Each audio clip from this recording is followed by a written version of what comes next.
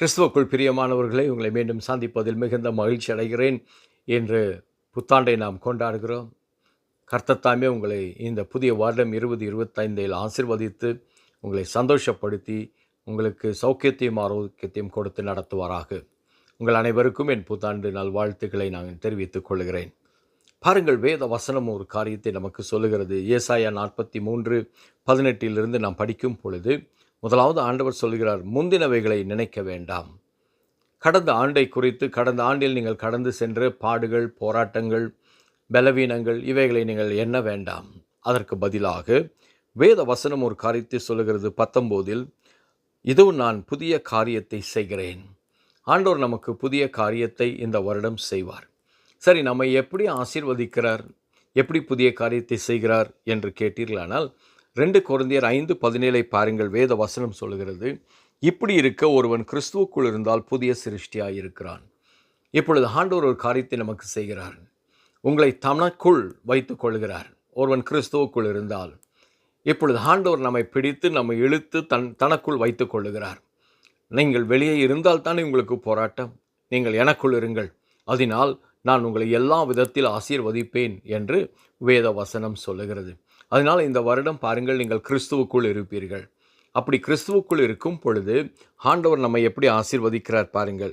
நாம் ரூத்தின் புஸ்தகம் 2ஆம் அதிகாரம் 12வது வசனத்தை படிக்கிறேன், கேளுங்கள். உன் செய்கைக்கு தக்க பலனை கர்த்தர் உனக்கு கட்டளையிடுவாராக. இஸ்ரவேலின் தேவனாகிய கர்த்தருடைய சட்டைகளின் கீழ் அடைக்கலமாய் வந்த உனக்கு அவராலே நிறைவான பலன் கிடைப்பதாக. கிறிஸ்து உங்களை இழுத்து கொண்டு தனக்குள் வைத்து கொண்டபடியால் முதலாவது இந்த வருடம் நீங்கள் நிறைவான பலனை பெறுவீர்கள். எதை செய்தாலும் அதில் நிறைவான பலன் நீங்கள் காண்பீர்கள். நிறைவான பலன் உங்களுடைய வாழ்க்கையில் இருக்கும். எல்லா விதத்திலும் நிறைவான, ஆவிக்குரிய விதத்தில் நிறைவான பலன், உலக பிரகாரமாய் நிறைவான பலன், எல்லாவற்றிலும் நிறைவான பலனை கொடுத்து நடத்துவார். முதலாவது. இரண்டாவது பாருங்கள், வேத வசனம் சொல்கிறது. மல்கியாவின் புஸ்தகம் 4ஆம் அதிகாரம் 2வது வசனத்திலே ஆண்டவர் சொல்லுகிறார், ஆனாலும் என் நாமத்துக்கு பயந்திருக்கிற உங்கள் மேல் நீதியின் சூரியன் உதிக்கும், அதன் செட்டையின் கீழ் ஆரோக்கியம் இருக்கும். நீங்கள் கிறிஸ்து உங்களை இழுத்து தனக்குள் வைத்து கொண்டபடியால் இப்பொழுது வேத வசனம் சொல்லுகிறது, அவருடைய செட்டைக்குள்ளாக ஆரோக்கியம் இருக்கும். அதனால் இந்த வருடம் முழுவதும் நீங்கள் ஆரோக்கியமாய் இருப்பீர்கள். உங்களுக்கு சௌக்கியத்தையும் ஆரோக்கியத்தையும் கொண்டு வருவார்.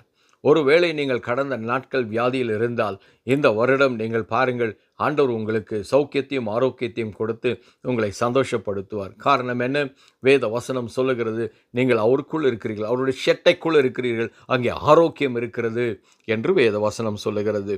மூன்றாவது பாருங்கள், ஆண்டவர் ஒரு காரியத்தை செய்கிறார். யாத்ராகமத்தின் புஸ்தகம் 19:4 சொல்லுகிறது, நான் எகிப்தியருக்கு செய்ததையும் நான் உங்களை கழுகுடைய செட்டைகளின் மேல் சுமந்து உங்களை என் அண்டையிலே சேர்த்து கொண்டதையும் நீங்கள் கண்டிருக்கிறீர்கள்.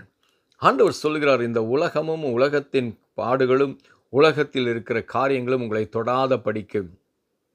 உங்களை அது ஒரு பொழுதும் தொடப்போவது கிடையாது.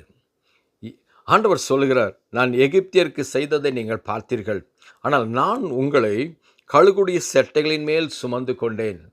ஆண்டவர் சொல்கிறார், உங்களுக்கு ஒரு தகுந்த பாதுகாப்பை கொடுத்து உங்களை விடுதலையாக்கி நான் காத்துக்கொள்கிறேன் என்று ஆண்டவர் நமக்கு சொல்லுகிறார். அந்த கழுகின் செட்டைகளின் மேல் நம்மை சுமந்து அவர் அண்டை சேர்த்து கொண்டாராம். அதனால் இந்த உலகம் நம்மை தொடாதபடிக்கு அவர் நம்மை பாதுகாத்து கொள்ளுகிறார். அதற்கு அடுத்த காரியத்தை பாருங்கள். ஆண்டவர் நமக்கு இன்னொரு காரியத்தை சொல்லுகிறார். சங்கீதம் 91:4 அவர் தமது சிறகுகளாலே உன்னை மூடுவார், அவர் செட்டைகளின் கீழ் அடைக்கலம் புகுவாய், அவருடைய சத்தியம் உனக்கு பரிசையும் கேடகமாயிருக்கும். இப்பொழுது ஆண்டவர் ஒரு காரியத்தை சொல்கிறார் பாருங்கள். இந்த 2025 முழுவதும் அவர் உங்களை தனக்குள் வைத்திருக்கிறபடியால் அவரே நம்முடைய அடைக்கலம், அவரே நம்முடைய அடைக்கலம், அவரே நம்முடைய ஆறுதலாய் இருக்கிறார் என்று வேதவசனம் சொல்லுகிறது. அவரே நம்முடைய அடைக்கலமாய் இருக்கிறாராம். என்ன அருமையான தேவன் பாருங்கள். அவர் செட்டைகளுக்குள்ள எத்தனை காரியங்கள் அடங்கி இருக்கிறது. வேத வசனம் சொல்லுகிறது, அவர் நம்மை தனக்குள் வைத்திருக்கிறபடியால் இந்த அடைக்கலமும் இந்த ஆறுதலும் நமக்கு வந்து சேருகிறது. வேத வசனம் சொல்லுகிறது. ஏசாயா 40:31 கர்த்தருக்கு காத்திருக்கிறவர்களோ புது பலன் அடைந்து கழுகளைப் போல செட்டைகளை அடித்து எழும்புவார்கள்.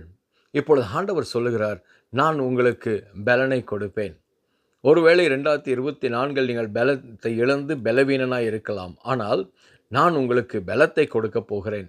எல்லா விதத்திலும் நீங்கள் பலசாலிகளாய் இருப்பீர்கள். ஆவிக்குரிய விதத்தில் நீங்கள் பலசாலியாய் இருப்பீர்கள். உலக பிரகாரமாய் பலசாலியாய் இருப்பீர்கள். எங்கேயெல்லாம் பலவீனம் உங்களை தாக்கி உங்களை நிர்மூலமாக்க நினைத்ததோ அங்கேயெல்லாம் தேவ பலன் உங்கள் மீது வந்து ஆண்டவர் உங்களை ஜெயமுள்ளவராய் மாற்றுவார். இந்த 2025 ஆண்டு ஒரு ஆசீர்வாதமான ஆண்டு, நிறைவான பலனை பெற்றுக்கொள்கிற ஆண்டு, ஆண்டவர் உங்களுக்கு புதிய காரியங்களை செய்யப்போகிற ஆண்டு. அது மட்டுமல்ல, அவர் தம்முடைய செட்டைகளின் கீழே நிறைவான பலன், ஆரோக்கியம், அடைக்கலம் என்று ஒவ்வொரு ஆசீர்வாதத்தையும் கொடுத்து உங்களை நடத்தி உங்களை சந்தோஷப்படுத்துவார். நாம் ஜெபிப்போமா? என் அன்பின் தகப்பனே, இந்த புதிய வருடத்திற்காக நான் உம்மை நன்றியோடு துதிக்கிறேன். நீர் எங்களுக்கு வாக்கு கொடுத்ததைப் போல நீர் உம்முடைய பிள்ளைகள் ஒவ்வொருவரையும் ஆசீர்வதியும். அது மட்டுமல்ல ராஜாவே, நீர் அவர்களை உம்முடைய செட்டைகளுக்குள் வைத்து சௌக்கியத்தையும் ஆரோக்கியத்தையும் கொண்டு வந்து ஆண்டவரே, நீரே அடைக்கலமாயிருந்து அற்புதத்தை செய்து நடத்தும் படிக்காய் இயேசு கிறிஸ்துவின் இணையற்ற நாமத்தினால் செபிக்கிறோம் எங்கள் ஜீவனுள்ள தகப்பனே. ஆமேன், ஆமேன், ஆமேன். God bless you and prosper you. Blessed New Year to you.